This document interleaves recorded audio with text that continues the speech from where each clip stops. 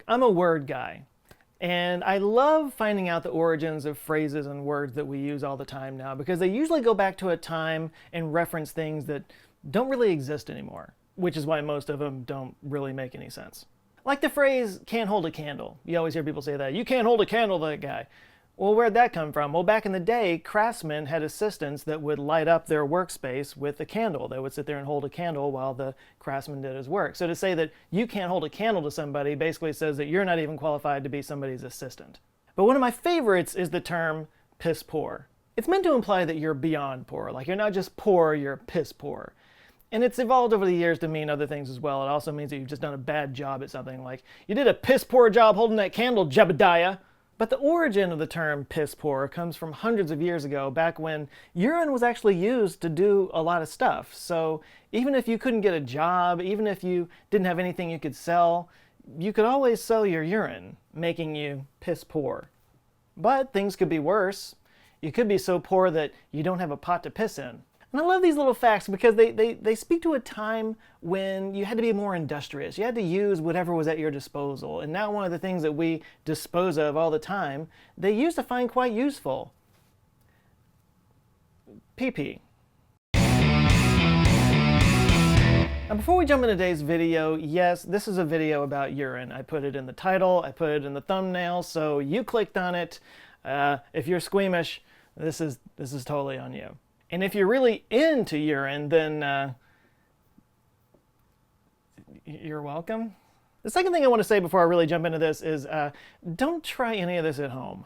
Like, I know DIY stuff is fun and all, but you can all go get this stuff at the store. There's no need to, play around with your pee. Don't go telling your mom that Joe told you to play with your pee. Okay, just don't. Urine is a liquid byproduct of metabolism. It carries nitrogen-rich waste throughout your body and deposits it in the bladder for you to then excrete later on. It's basically the way the body cleans itself out. But some of those waste products, while not great for your body, are super useful for other things. Like number one, tanning. Not tanning like in a tanning bed. Don't go swimming in pee and then jump in a tanning bed. That's, oh my God, I'm disgusted just thinking about it. One component of urine is a chemical compound called urea, which eventually will break down into nitrogen trihydride, also known as ammonia. When you mix this with water, it creates a weak base with a high pH level that does a really good job of breaking down organic compounds. This makes it an ideal tool for softening and tanning leather, which without it you would have to beat for hours just to make the leather a little bit pliable. Also, soaking animal skin in urine makes it easier to remove bits of hair and flesh, which is a sentence I never thought I would have to say. Number two, dyeing. Again, not like you're dyeing, but dyeing materials. Dyers who worked with textiles back in the day used to use urine as a mordant, which is basically a sealant that kind of helps the fabric to grip and hold on to colors. This actually cut down on the time that it took for dyers to get textiles to take on a color, but it also prevented long-term fading. Nowadays we use direct dyes, which are chemically altered to have binding agents involved and infused into the dye. But the fact is, urine was actually so useful and valuable for this back in the day that the Romans actually put a tax on urine. So if you think that we're overtaxed these days, at least you're not being taxed every time you take a piss. When the son of Emperor Vespasian complained that taxing urine was disgusting, the emperor responded by saying pecunia non illet, which means money does not stink. Clearly the emperor never stuck $1 in my shoe before. Number three, laundry. So money might not stink, but urine often does, which is kind of weird to think that for a long time it was actually used as a household cleaner. In Roman times, urine was often used as a cleaning solution for dirty laundry. Once again, the ammonia involved in it helped to keep the whites brighter and keep the colors from fading. Take that, Tide Pods. Number four, whiter teeth. Laundry was not all that they used urine to clean. Ugh. Again, the Romans back in the day, they used to use urine to swish around on their mouths to whiten their teeth. Did I mention don't try this at home? But speaking of teeth and urine, in China right now some researchers are working on ways to use stem cells derived from urine to actually regenerate dental tissue. It's a fascinating study, way too complicated to talk about here. I'll put a link to it down in the description. And number five, survival. Of course, anybody who's seen an episode of Man vs. Wild with Bear Grylls knows that in desperate survival situations, sometimes the best option is to drink your own piss.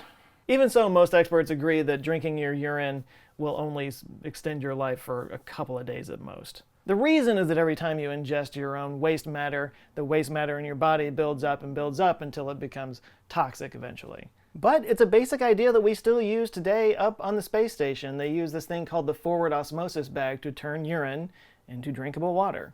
Just make sure you're drinking from the right end. Of course, in times gone by, drinking your own urine was considered something of a folksy health supplement that you could take. Gandhi apparently did it. Madonna did it once upon a time, because those two are the same.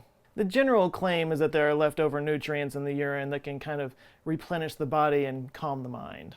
And I'm just going to leave it at that. Did I mention don't do what I'm saying in this video, people? But if there is one particular field where urine has been especially helpful, it's the medical field. Number 6, medical diagnosis. In ancient Greece, Hippocrates helped to sort of popularize the idea of using urine as a way to diagnose medical conditions. Now, his way of doing it was based on the idea of humorism, the idea that the body had 4 humors that, had to be kept in balance in order to keep diseases from happening. This is way outdated at this point, but he was surprisingly effective at diagnosing things this way. He was especially successful at diagnosing different kidney diseases, but Galen, in Roman times many centuries later, actually was able to use it to diagnose what we today call diabetes. Number 7, pregnancy tests. Pregnancy tests are nothing new, like remotely new. I mean, arguably back then, knowing that you were pregnant ahead of time was a lot more important than today with, the timing of planting crops and whatnot and the unavailability of, medical stuff back then. The popular method back in ancient Egypt was if a woman thought she might be pregnant, the idea was she was supposed to pee over wheat and barley seeds over the course of several days. And if the wheat seeds sprouted, then that means that she was pregnant with a girl. If the barley seeds sprouted, she was pregnant with a boy. And if neither of them sprouted, she wasn't pregnant at all. Now, if that sounds bananas, it is. But this was recreated in the 20th century under medically supervised conditions, and it was accurate 70% of the time. Number 8, fertility. Speaking of pregnancy, in the 1960s, a physician named Bruno Legenfeld actually created a fertility drug using the urine of menopausal nuns.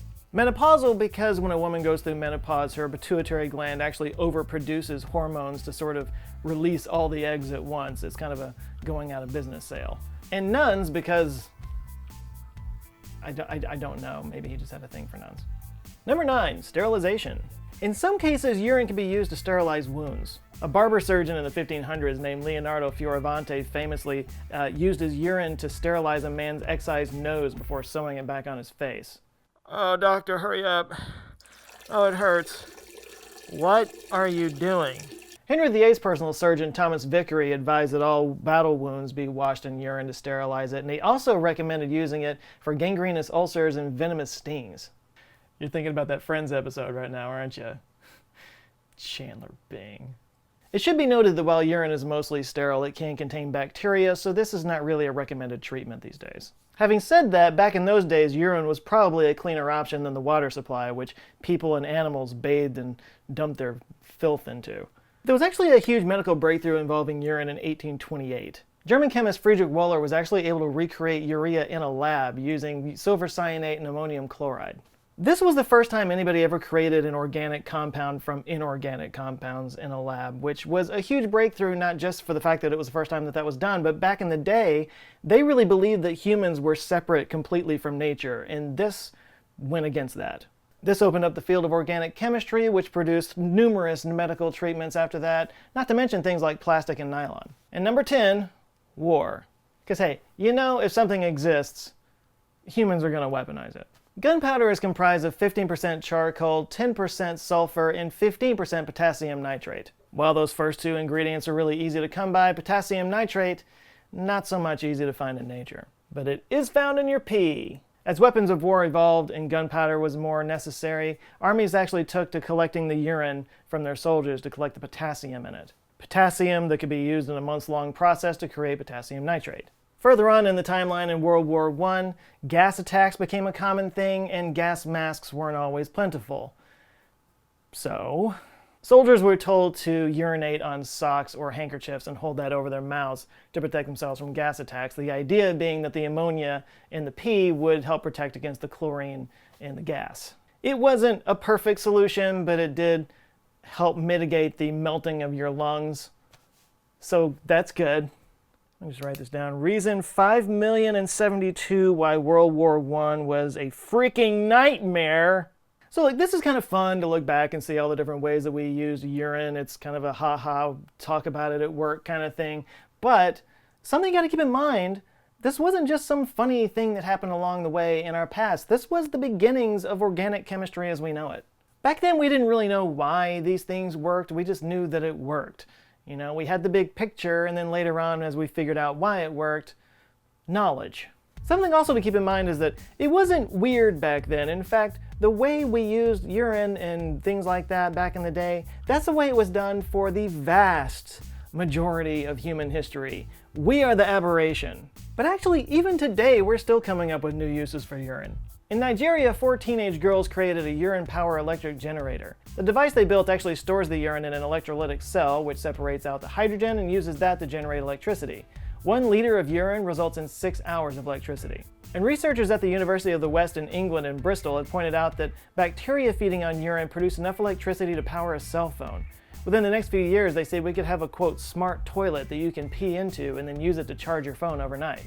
And these same researchers hope to eventually get their microbial fuel cell large enough to actually power an automobile. As Richard Sugg, a writer for The Guardian, said about this, quote, "Perhaps one day drivers won't stop to use the toilet, but use the toilet so that they don't have to stop at all." I'm guessing the gas cap would be on the inside of the car at that point. Well, anyway, thanks for coming with me on that urine-soaked adventure. I hope you enjoyed it. If this is your first time here, maybe check out this video because Google thinks you might like that one, or any of the others down here on the side that have my face on it. And if you do like those and you want to see more, I invite you to subscribe. I come back with videos every Monday and every Thursday. And that's it for now. You guys go out there, have an eye-opening rest of the week, and I'll see you on Monday. Love you guys. Take care.